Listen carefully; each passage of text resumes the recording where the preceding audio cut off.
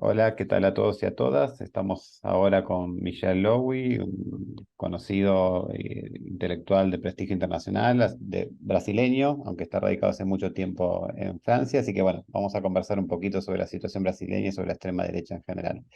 Michel, la primera pregunta que quería hacerte es la siguiente. Evidentemente la extrema derecha es un fenómeno global, ¿no? Trump en Estados Unidos, la extrema derecha en Europa Occidental, con Marine Le Pen, Vox, la extrema derecha en Europa del Este, Bolsonaro en Brasil. ¿Cómo analizás de conjunto el fenómeno de la extrema derecha con una tendencia internacional? Sí, bueno, primero hay que verificar el hecho, ¿no? Lo que generalmente no se hace, cada uno ve el fenómeno en su país, pero de hecho es un fenómeno planetario. Ahora bien, toma forma muy distinta en cada país, eso sí. Ahora, francamente, yo no tengo una explicación para ese carácter mundial del fenómeno, ¿no?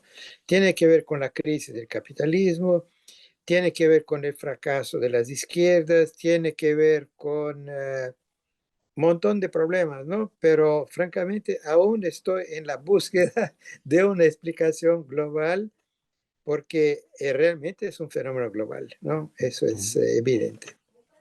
Muy bien. Un segundo punto que me interesaba saber tu opinión es el siguiente. Se suele hablar, tal vez con alguna ligereza, del término fascismo para caracterizar a las nuevas extremas derechas. Y tal vez no es tan evidente la analogía histórica, ¿no? En los años 30 los fenómenos fascistas tuvieron ciertas características, Sí. algunas similitudes hay con la actualidad y otras no. Quería saber tu opinión sobre la utilización de esta categoría en general respecto a la extrema derecha y en particular para Bolsonaro. Sí. Mira, yo utilizo un término un poco distinto, hablo de neofascismo. Es decir, neofascismo, es decir, tiene características comunes con los fascismos clásicos, el nacionalismo reaccionario, la perseguición de chivos expiatorios, el autoritarismo, el odio a la izquierda, etcétera. Bueno, hay un montón de culto del jefe, ¿no? Toda una mitología del jefe, de Salvador de la patria, etcétera. Es decir, hay varias características comunes, pero obviamente hay diferencias, ¿no? Es decir, no tenemos por el momento ningún estado totalitario, ¿no? No tenemos Mm. eso. No tenemos campos de exterminio, no, bueno, es distinto y sobre todo la política económica no es la misma. Esos neofascismos son todos neoliberales, ¿no? Y no estados corporatistas, digamos, de autonomía nacional, económica, no, no, es todos neoliberal. Un ejemplo evidente de eso es de ese neofascismo, es el nuevo gobierno de Italia con Meloni, ¿no? Es decir, es atlántica, es pro-europea, es pro-economía capitalista neoliberal, etc. Pero tiene características fascistas evidentes, ¿no? Por eso hablo de neofascismo, y eso se aplica también a Bolsonaro, ¿no?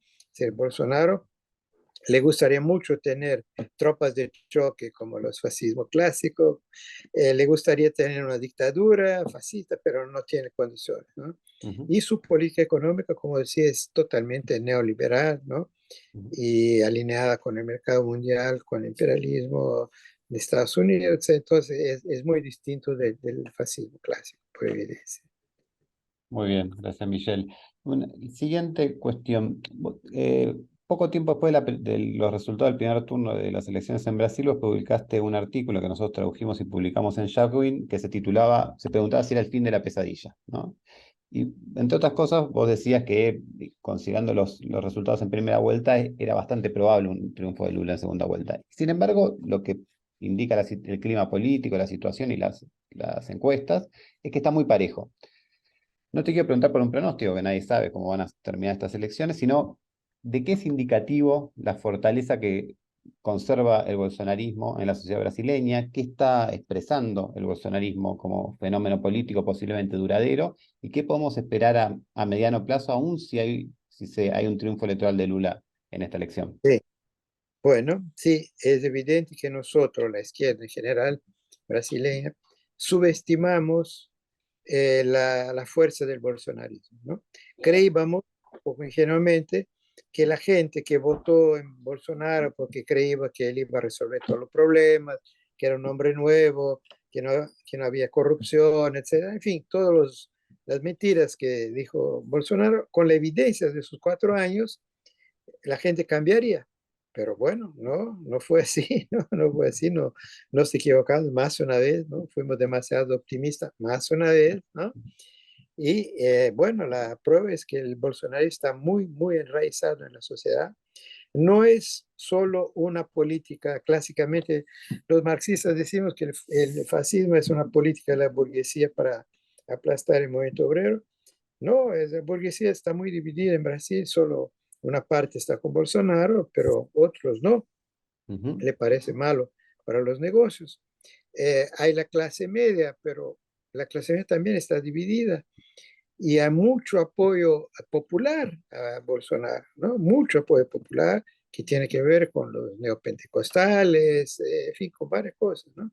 Entonces, el fenómeno Bolsonaro ha salido muy fortalecido, aunque no ganó, obviamente, ese primer turno, ganó los gobiernos de los principales estados del país, ¿no? Río ujú, de Janeiro, y probablemente va a ganar Minas, Río Grande del Sur, etcétera. En fin, es trágico, ¿no? Las ujú, cosas trágicas. Además de la Cámara de Diputados, muchísimos diputados, senadores, mucho éxito, tuvo muchísimo éxito.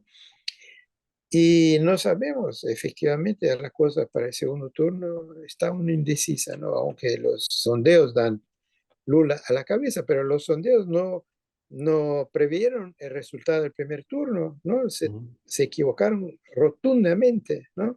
Bien, ujú. entonces la situación es muy compleja y el bolsonarismo está ahí para quedarse por años, no sé.